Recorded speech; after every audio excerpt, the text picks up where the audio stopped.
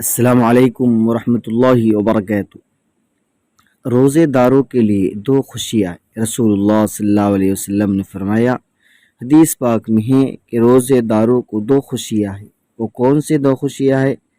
حدیث کے اندر ہے للصائم فرحتان، فرحت عند فطرہ وفرحت عند لقاء ربہ، متفق علیہ۔ کہ دو خوشیاں کس وقت ہے؟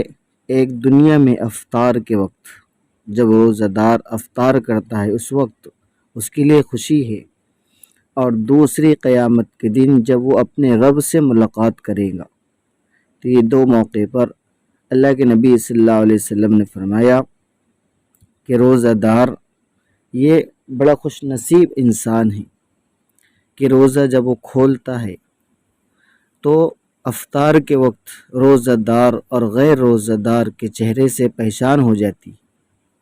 روزہ دار کو افطار میں بہت لذت اور مزہ محسوس ہوتا ہے، جو غیر روزہ دار اس سے محروم رہتا ہے۔ روزہ دار کے چہرے پر ایک نور ہوتا ہے، ایک چمک ہوتی ہے، لیکن ہمیں چاہیے کہ افطار کے موقع پر ہم مختصر سا افطار کر کے مغرب کی نماز مسجد میں جماعت سے ادا کرنے والے بنیں۔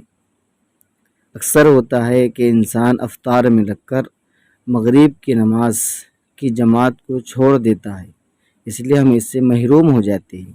روزہ دار کے لیے اللہ کے نبی صلی اللہ علیہ وسلم نے ایک بشارت سنائی، خوشخبری سنائی کہ فرحتان، یہ خوشی کا موقع ہے۔ اللہ کے نبی صلی اللہ علیہ وسلم نے فرمایا، اس لیے روزے دار کو چاہیے کہ افطار کے موقع پر اللہ سے خوب دعائیں کرے، اپنی حاجت اور ضروریات کو مانگے۔